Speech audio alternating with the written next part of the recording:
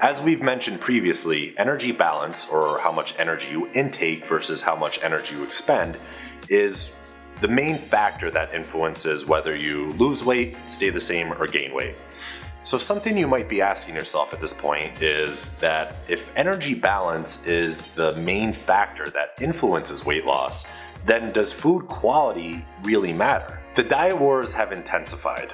Blame for obesity shifts across a gamut from fat, carbs, sugar, processed foods, animal products, and then back again. As discussed previously, the battleground outcome of carbs versus fat is the least promising in terms of providing a solution.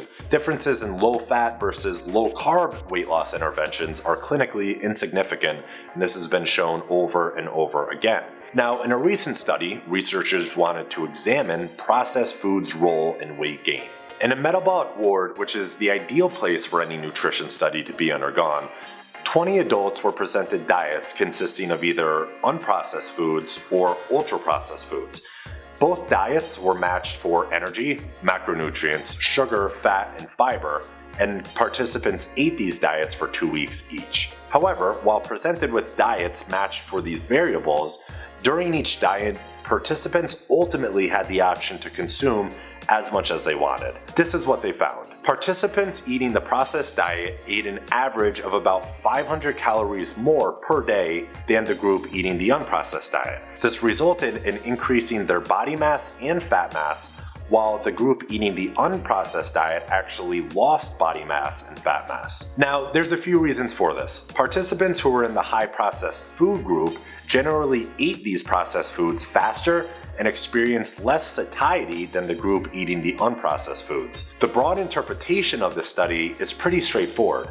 Basically, a diet largely dominated by processed foods is less filling, it's easier to eat those foods quickly, and it's more likely to result in a greater consumption of total calories.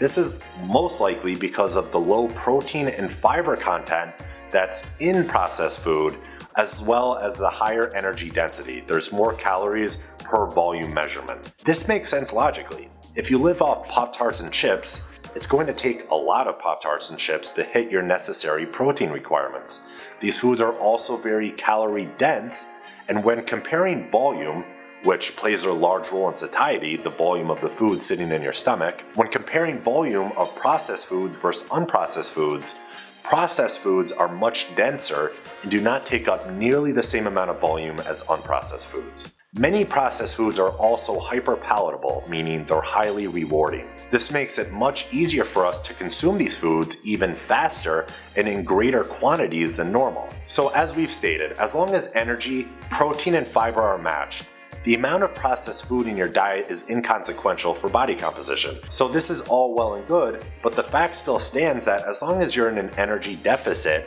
you'll lose weight. And your body doesn't necessarily care whether that energy is coming from whole foods or highly processed foods. Now, this statement is a fact, but that doesn't necessarily mean it's a useful statement. The statement is applicable if these variables are controlled, meaning you are tracking energy or macros. However, if you rely solely or mostly upon processed foods, it's obvious that the struggle to adhere to certain macros will be much higher than if you had focused on better quality of foods. In the real world, where people don't track macros, energy density, or how many calories per unit of food there is much higher on processed diets, which basically summarizes in part the obesity epidemic we now see. People overconsume unconsciously due to the nature of these processed foods.